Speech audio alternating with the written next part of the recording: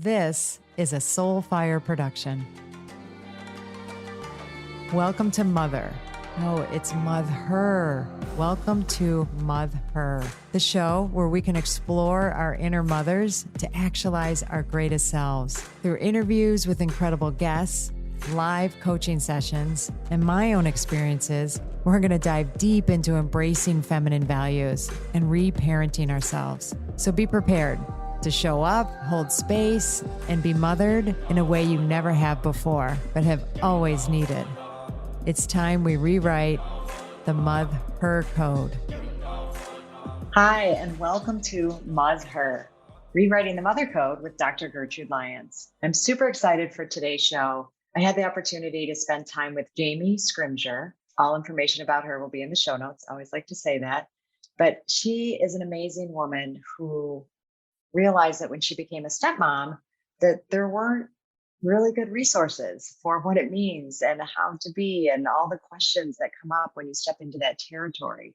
And we got to share and talk about the myths that surround stepmomming and what it means to break those myths and really empower yourself. And, right in line with rewriting the Mother Code, where when you can go inside and raise your own awareness about all the triggers and all the things that are happening externally, not only can you navigate them better, but you can learn, grow, and transform out of them. And, the stepmom landscape is so ripe for that. And Jamie has been a champion and someone who has really stepped into that territory for herself personally, which obviously I am a big proponent of. You coach that which, you've been doing yourself. And she really worked and dove deep for herself in order to now feel like she can serve women in so many ways. So you're going to hear our conversation in that regard. And it's so generalizable. And anyone who's navigating, challenging territories or you've ever said to yourself, like, I didn't sign up for this, to, really get real and say, yes, we have, and we do author our own lives and have signed up for anything that we've said yes to. So please join us. Can't wait to hear what you think.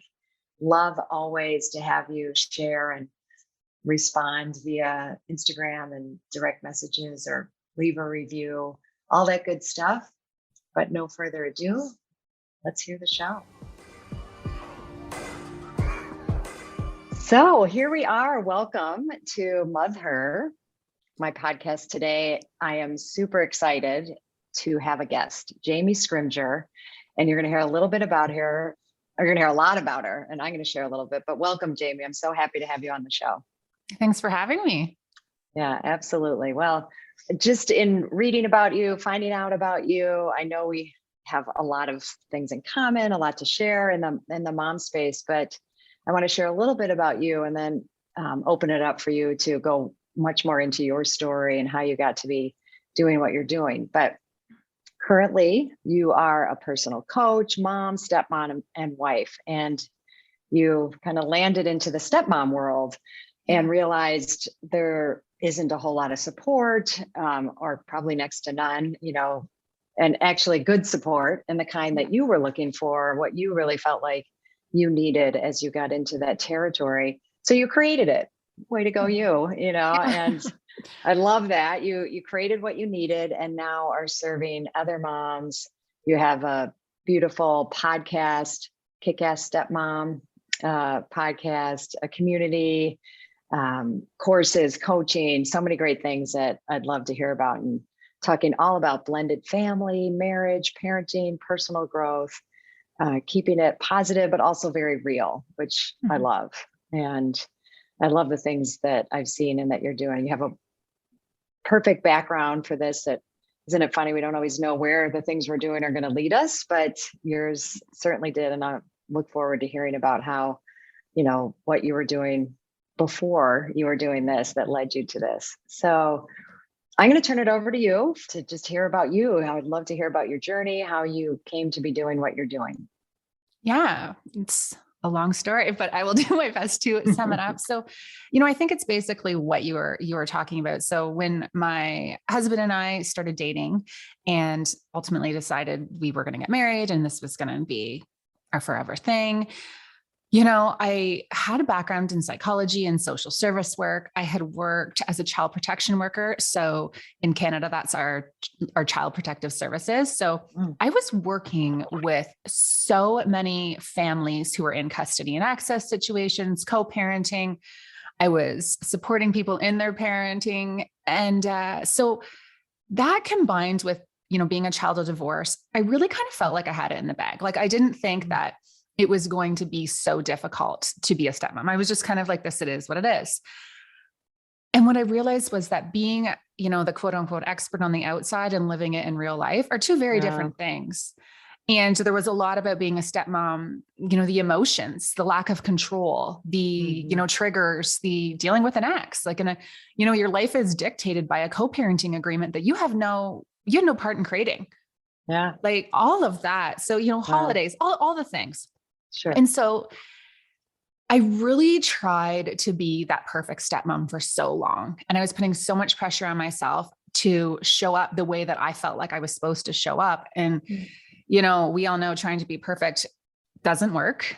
And I found myself on the bathroom floor, bawling my eyes out, wondering if I was, cut out for this, if I made a big mistake, if everyone was right. Cause so many people were like, I don't know if she knows what she's getting herself into. And so I kind of made a decision that day. I said, I'm going to do this. I'm going to go all in. And I went to the internet for support and it was really negative. So I noticed two things. One, it was negative and a lot of, ex-wife bashing, a lot of stepkid bashing, just a lot of venting and all of that. And look, there's a place for a good vent session. Like I'm going to say like, that's therapeutic. You sometimes need to get some things off your chest, but I was looking for tips and strategies. Like I needed to know how to do this. Yeah. Where do I take it from there? Right. Where do I take it from here? Right. So I was disappointed there. And then on the flip side, I noticed that, moms are encouraged to keep it real and be open and honest about the struggles of motherhood. So, if you need a break from the kids or, oh, my kids are driving me crazy or, oh, I can't wait for the weekend to be over. The kids need to go back to school. But then stepmoms, when they would say the same thing, if they were feeling overwhelmed and, in over their head, they were greeted with the whole, like, didn't you know what you were signing up for? Like, what did you expect when you got together with someone with kids? So there was a huge double standard. So anyway, I did a lot of work on myself and my family, a lot of therapy, personal development. And then I started writing. And I had written a blog when I was in university just for fun. And so I just started this blog and had no intentions of it being anything big. But then, the power of Google search, I was getting emails from stepmoms from all over the world, thanking me for saying things that they were, feeling, and they were looking for the positive support too. So that basically snowballed into me doing what I'm doing now, which is I have a membership, I have a podcast, I do coaching. I have a specialization in step family dynamics now in the life coaching space. So really diving into combining my experience personally with the knowledge that I had and just creating what stepmoms really need. Yeah. Well, this is beautiful. Well, first of all, congratulations. And I love that, you put it out in the world and there was a response, a resonance, and generalizing around motherhood. You mentioned something that just is a trigger for me, right? The whole, like, well, you should know better. Like just where moms where we as women, don't actually lift each other up and support each other, and I believe that comes out of our own insecurities that we have to put the other down or, absolutely. Oh, you should have known better, that whole thing. But I think we'll get into that a little bit more. I'd love to hear a little bit more, just staying kind of in what you're doing. And then what does it look like if a mom that comes to you and, I'm struggling as a stepmom, how do you support them? What does it look like? Well, so right now for the next year, I do have a membership space where stepmoms can come and connect with me in a forum. And, we have stepmoms from over 30 different countries in that space. And, I provide just workshops and coaching calls and that kind of stuff within that membership space. And then there's also, I have an ebook. I have a course that stepmoms can go through at their own pace. And then if you want to work with me one-on-one, it's just more personal. And Everything that I do though is based on the premise that what works for me might not work for you. So it's about showing you how to be the expert on your own life, right? Because we have stepmoms who are every other weekend stepmoms. We have stepmoms who are full-time stepmoms. We have stepmoms who are fully engaged and all in doing like all the quote unquote mom jobs. And then other ones who are more like the fun aunt. So there really is no one size fits all approach. Sure. So what I do is I walk stepmoms through the process of becoming the expert on your own life, defining your relationship, improving your relationship with people who may not even want to have a positive relationship with you, right? Like you have a lot more control than you give yourself credit for. So it's just about making that individualized plan for them so that they feel more confident in how they're showing up and how they're, dealing with the extra stressors that come. Because, for me, I think the big thing is about feeling like you are in control of what feels like an uncontrollable situation. Right. So being proactive with your responses, personal development, like examining your triggers, like why does this trigger you so much? Like when your stepchildren leave their shoes all over the front door, why does that bother you so much? Right? Like, where is that coming from? Or, when your partner says something that triggers you, why? Like there's something else there. So just having them dive into that, because, I always say, being a good stepmom or thriving as a stepmom doesn't come from a resource about stepmom life. It really is about life skills and personal growth. And it took me a long time to realize that. And it takes people a long time to wrap their head around that. But once you get to that place, you're like, whoa, right? Everything changes. Nothing changes out there, but everything changes within you. Yeah. And once you make that change in you, everything does kind of magically change out there. It doesn't, I don't mean change, but you have a whole different perspective. And yeah, absolutely. I love this empowerment. And I'm, 100% with you, because in anything endeavor that we take on, right, there's that opportunity for our growth, our transformation. And unfortunately, our culture, particularly in the mom culture, tries to kind of tell us that there's a right way to do it, or there's some way that you should be able to do this and make it all work and have it be easy. And I know I've come up with, in rewriting the mother code, 14 myths that disempower women on their mothering journey, and this is such a beautiful aspect of the mothering journey, being a stepmom, because another key piece in rewriting the mother code is that we all mother, all women mother, we mother children. Possibly, we have that opportunity, but we do mother our relationships, our careers, our dreams, and, you're, mothering your business that has come out of this mothering opportunity with your children. Right. So I believe that, when we can all acclimate to that, then we see that we're on one team and we'll support each other in a whole different way. But it sounds like, and what I love, and I'd love to hear a little bit more about helping women kind of debunk some of the myths that are there for them particularly, as you said, it's in life, it's in motherhood, but there are specific stepmom myths. And I'm wondering what you could say about that or share about one or two of them. Well, I think, the big thing is there's this expectation that you're going to love your stepchildren like they're your own. And it's actually a situation when you're damned if you do, you damned if you don't. So if you are a stepmom who's like, I love my stepchildren like they're my own, I'm showing up as their mom, and then it's, well, you're overstepping. You're not respecting the role of their mom. Okay, whatever. Then on the flip side, if you don't love your stepchildren like they're your own, you feel this huge amount of guilt. Like I just had a coaching call with a stepmom yesterday who's feeling so much pressure from her partner to love her stepson like he's her own. And it's a huge issue in their marriage. She's like, why don't you love him like that? Like, why don't you show up like his mom? And she's like, I am not his mom. There's this pressure for you to build this relationship and act in a certain way and feel this certain way when that takes time to develop. And for some, it develops quickly. Some, it takes time. Others, it just never happens at all. And I think that's really important, right? Like you have to give yourself some grace there. So that is a huge myth. And, the other myth that's really, stepmoms feel guilty when they feel relief when their stepkids leave, right? When they're looking forward to that alone time with their partner, or maybe they're looking forward to that alone time with their ours baby or their own children and just functioning like that. And that's hard too, right? Because there can be a lot of tension when stepkids are around. There can be co-parenting tension. Things are a lot harder. I love my stepkids so much. I've been very, very lucky. We've had ebbs and flows, absolutely. But for the most part, we function really well together, in that larger family unit. And I always say there's sub-families within, but when we're all together, we've got a good thing going. But man, there's times when they're heading back to their moms and I'm like, see ya, right? Like I'm ready for a break. I'm ready for less dishes. I'm ready to not have to worry about a big meal. I'm ready for like a week of not running around. Like there were weeks where we had 15 ice times with hockey because we had so many kids in hockey. So I was so excited for that break. And stepmoms feel guilty for not being so excited or as excited as their partner when the stepkids are around. So I think there's that too. And again, there's no one size fits all approach. This could not be true for some stepmoms, but a lot of stepmoms feel a crazy amount of guilt for not feeling the way they think they're supposed to feel about their step family life. And I think that has to go. Yeah, no, absolutely. And the guilt that moms feel in general, right? About everything.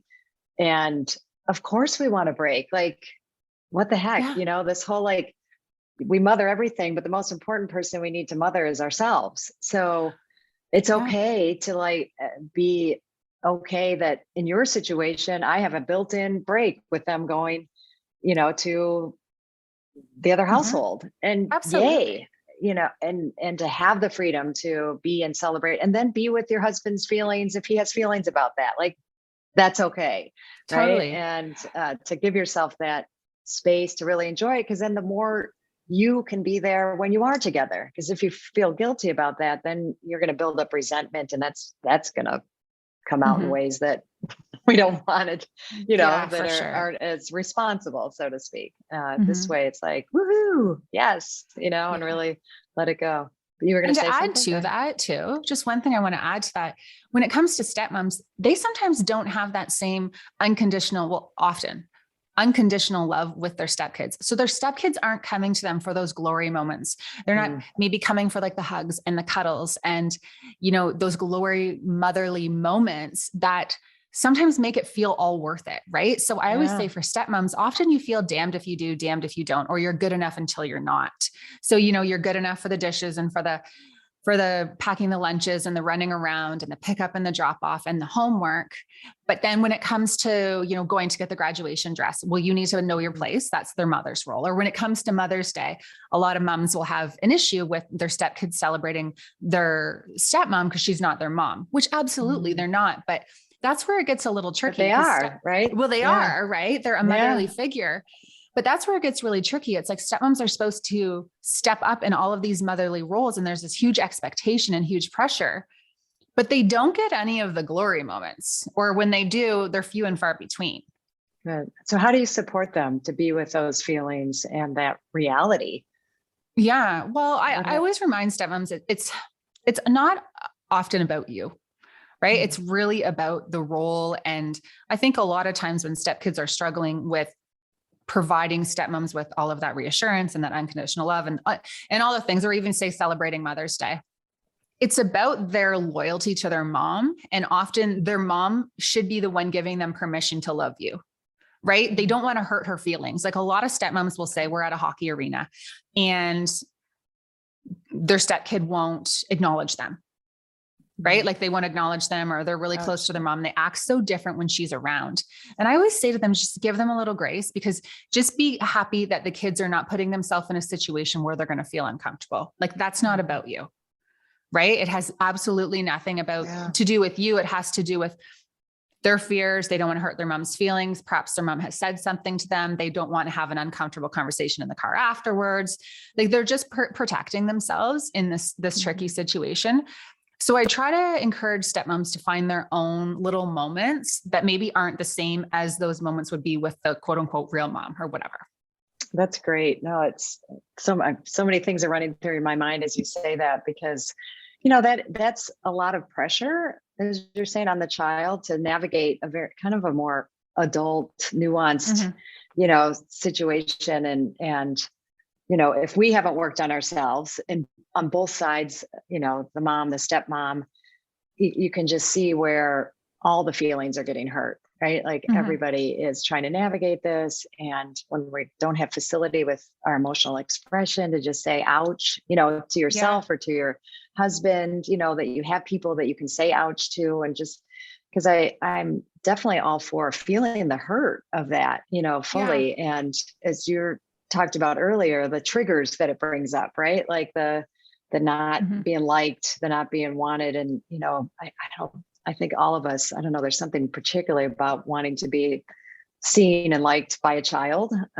is, I don't know, it just does something to us. Right. But it also does trigger the stuff from our past and where, like those wounds are opened up. So I love, what you're saying is, have places that we can express those and have them. So then it doesn't go on to the child, it doesn't, it's not their responsibility. It really isn't their responsibility to make you feel good, and if it's a situation where they're, not getting any of the goodies, but doing all this work, how can I soothe myself, tend to myself, give myself, or ask for in the appropriate arenas for that appreciation? And that's so huge. That's so huge. Hi, I'm so excited to share with you my 2024 Spring Equinox Self-Mothering Retreat that's happening this March 2024. And I would love for you not only to consider it, but to attend.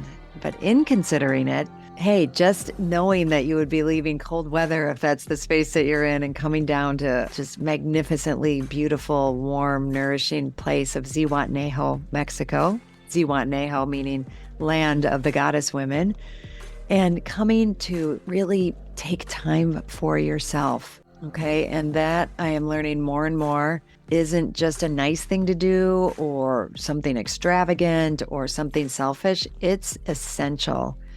And I really want you to take it seriously, to consider, just think about what would it take for me to go. It's a 5.5-day retreat, getting from where you are, getting there, landing there, and then being in a space that is all about you. It's all about nourishing you. It's all about tuning into you, using everything around us, the nature, the food, the beautiful people, the rituals, ceremonies.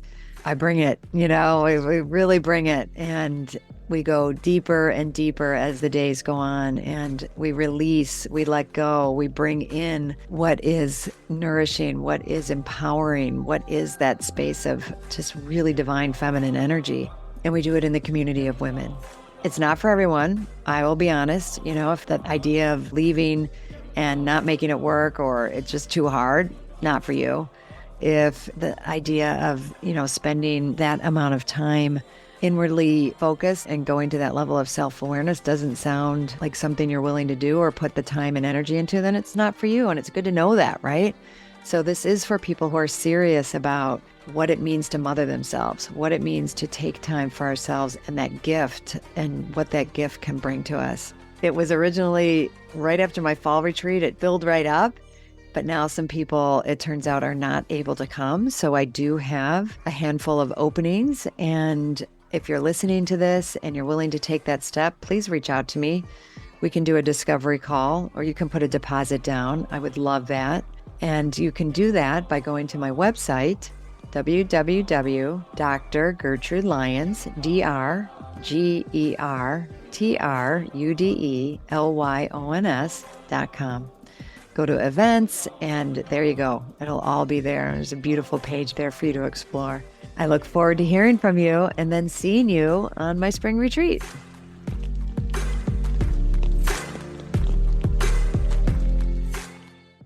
I wanted to hear a little bit more, because I'm just so excited about how you work with women and moms in this. If you could say a little bit more, like where you had to kind of lean into your own, nurture yourself, your own femininity, like what's, some aspects of this that where you've really learned and grown, or that you think would be useful for some other women to hear? I think the big thing for me has been I've had to dive into my own stuff from my own childhood, right? So it was so interesting.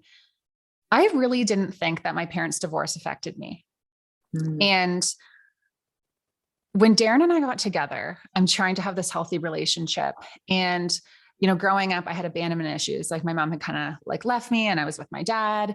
But my other siblings were with her and I was kind of like shipped to dad. And anyway, that was a lot. There was a lot of stuff there. Sure. So there was that. There was my parents' divorce. There was, infidelity there. There was just so much stuff from my childhood. And I didn't think it bothered me. I was always kind of like, I'm good. Kids are resilient. And it's crazy. As soon as Darren and I got together, all of these wounds kept coming up and all of these triggers and my abandonment issues. And so I had to do a lot of work about what was actually happening with me.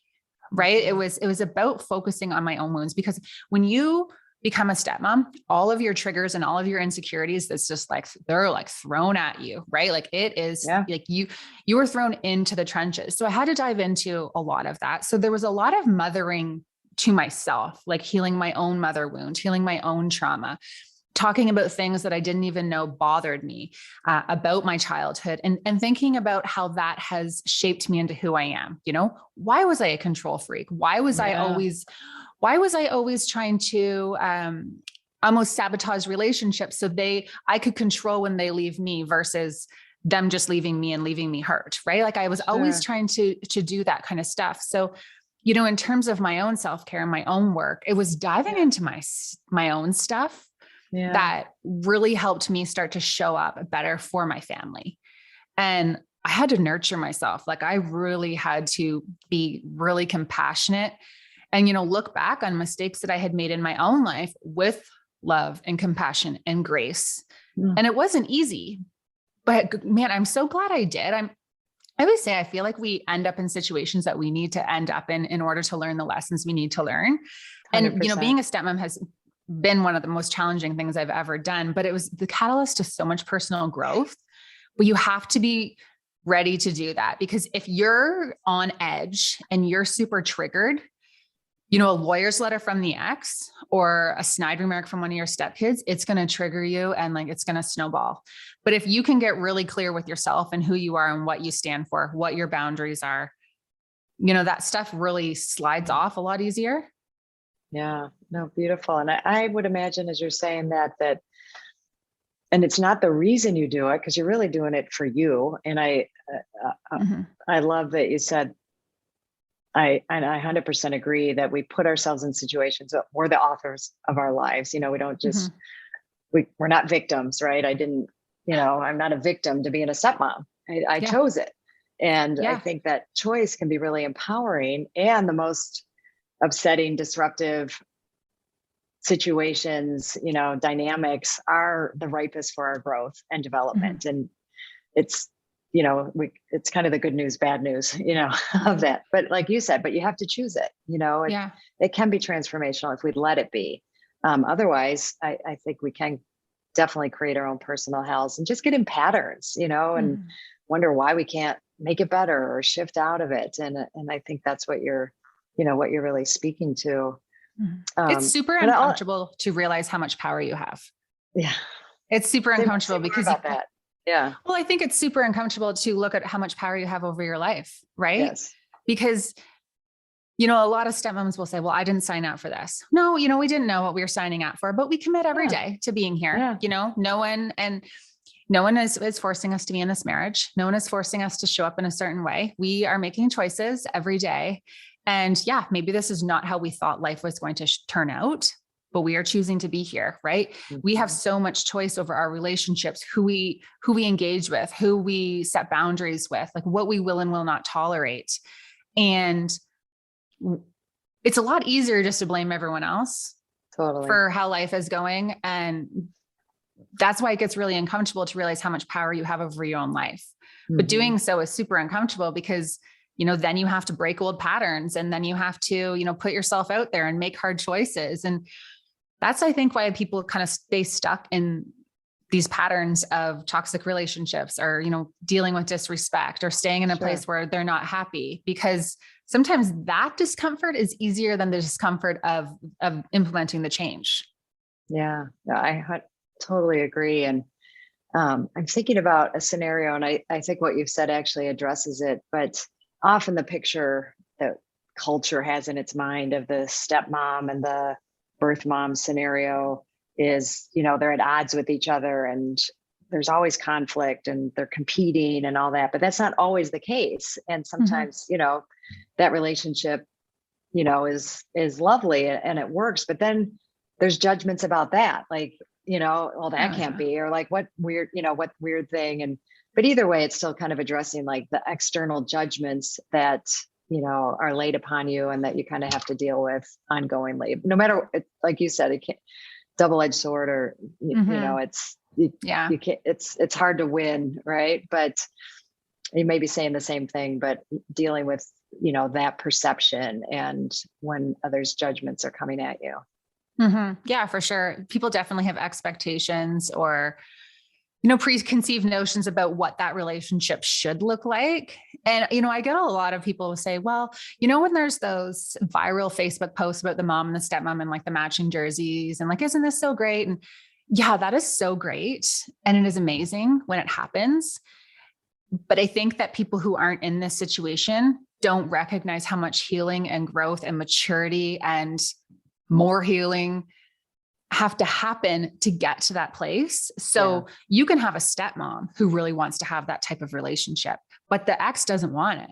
Or you can have an ex who really wants to have this relationship, but for some reason the stepmom's not ready to do that or doesn't feel comfortable. So I think it's also important to remember, like, there again is no one size fits all. And I always say sometimes the healthiest relationships are no relationship at all. Like sometimes it's just not right for certain people to have that cordial co-parenting relationship. And it's unfortunate, but that's a lot healthier than an uncomfortable relationship when it comes to the kids. Yeah, exactly. Like try to fake it or feel like we have to put up a good front or, that kind of thing. We definitely, I think the kids see right through that.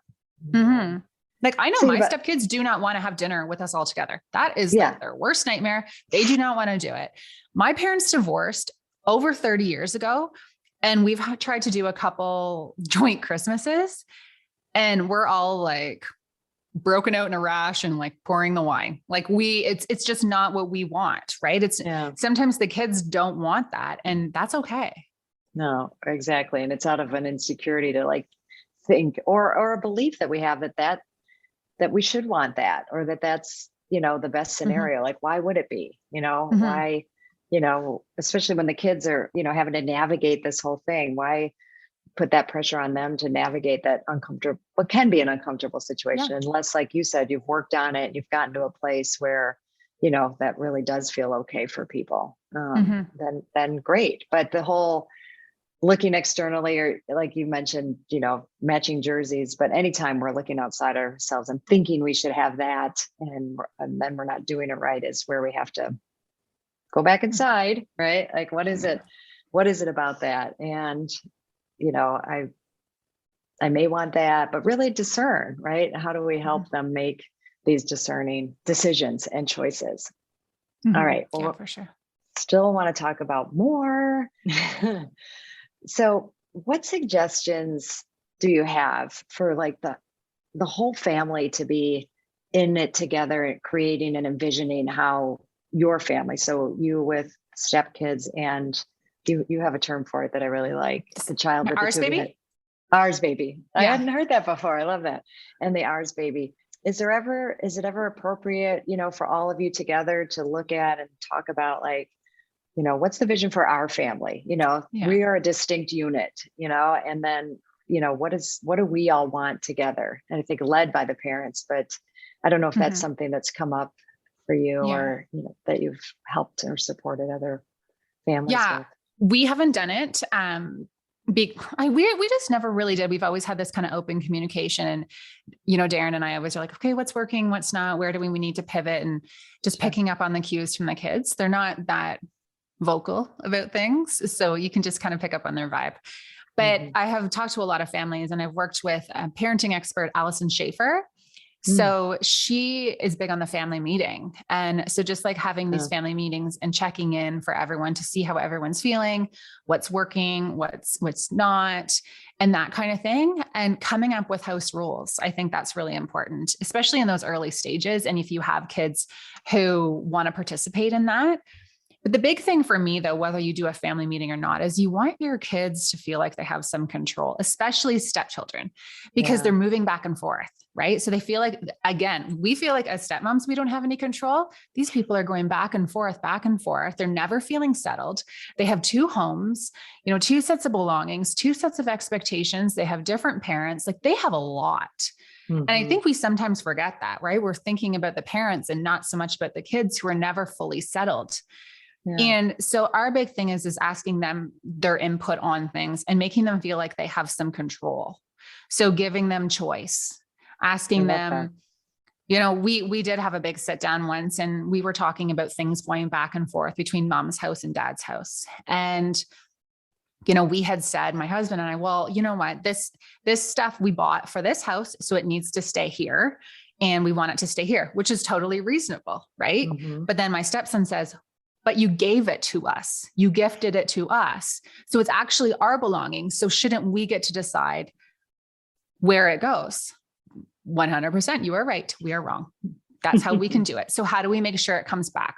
What's a system to make sure belongings come back and forth? So we're not, losing things and things aren't getting wrecked.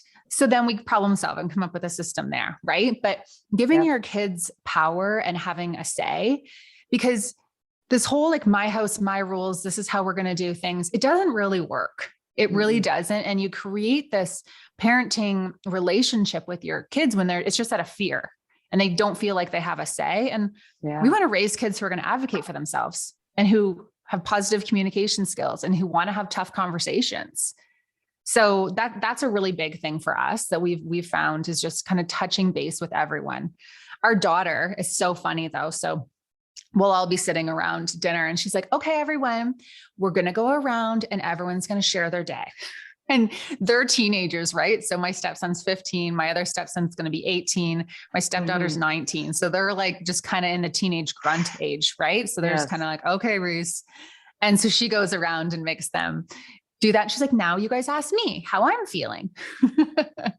Exactly. It's my turn now. And they do. I love that. I love that. No, that's beautiful. And and what I'm hearing in that, like something I support families with is, and we did in our own family, is when it comes to like setting those rules and some of those guidelines, is that this is what our family does. Right. And because what you're talking about is taking it away from the, like, where are we just trying to have control of the stuff and navigate this back and forth for us versus, we're really teaching them to take responsibility, for their things. It doesn't have to be this hard and fast rule of like, it stays at our house versus, and I love that you brought up systems, because I think, understanding that putting systems in place saves families just a huge amount of upset and headache. We get so strung up at like, what's a good, just easy system to help us remember, right? And instead of taking those things personally, like you don't care about the stuff I gave you and you left it, at your mom's, right? Like, no, we just forgot and didn't have a system, right? So take the blame and shame out of it. Yeah, I lose my keys all the time. I can't find things all the time. I forget things all the time. And for me to expect a 9-year-old to always remember to bring back their extra pair of mitts is very unrealistic, and I think we have to think about that kind of stuff as well. Yeah, totally. Well, there's so many more things I'd love to, and maybe even can have you back sometime to keep going. But I would love to share with my listeners where they can find you and all that good stuff. Then I'll have one more question before we wrap up. So where can they find you? What's coming up for you? Anything and everything that you can share about how to locate you? Yeah. So you can find me on jamiescrimgeour.com. So you can link that, because it's Jamie Scrimgeour is, tricky, challenging, but it will be in the show notes. It will be in the show notes. Yes. So find me over there, over on Instagram at Jamie Scrimgeour. And I'm also on Facebook. And so if you are just looking for tips and strategies, I have lots of resources, and I do actually have a free guide for stepmoms. It's my number one guide. It's the secret to improving your step family life. So there's 10 tips. And so you can get that at jamiescrimgeour.com/free guide. And you can sign up and I'll send it right to you. So I think that's basically the best place to start. And then obviously my podcast, I release new episodes every Monday. So that's the Kick-Ass Stepmom podcast. And we can connect over there. I love that. And you're on Instagram and you're on Facebook. So all those places. That's lovely. Well, I do want to direct people to the show notes in case you happen to be jotting all those things down, but it'll be there. So last question, Jamie, is, so what does rewrite the mother code mean to you? And it's really two questions. What is one way you're going to mother yourself this week? I think when it comes to rewriting the mother code is just listening to yourself and your body. I think we don't do that enough. And our body tells us what we need. Our gut tells us, our neck and the tension we're carrying. We really just need to tune into our body a little bit more. So for me, rewriting the mother code it comes back to women just listening to themselves and their intuition about what they need, and knowing that that's different than maybe the mom at drop off and the mom at, the hockey tournament, and what works for me might not work for you, and just really just doing what works for yourself. So that would be my number one thing, is just being the expert on your own life. Yeah. Beautiful. And what I'm doing for myself this week, I'm again, really tuning into myself right now. I'm kind of in a transition with my business and, with where we're going with everything. And I am following my gut and listening to my body and stretching when I need to, and just kind of drinking my greens and listening to my gut and giving myself the break whenever I need it, because this hustle culture that we have going on, thinking we got to go, it's got to go. 100%. Yes. Well, I love that. And I love asking this question because everybody puts their personal and always enlightening, and I learn from it. So thank you so much, Jamie, for taking the time, being on the show, and for doing what you're doing. I'm just thrilled that you're supporting, you're supporting women and people in general, but the stepmom arena I just think it's amazing. So thank you. Well, thank you so much.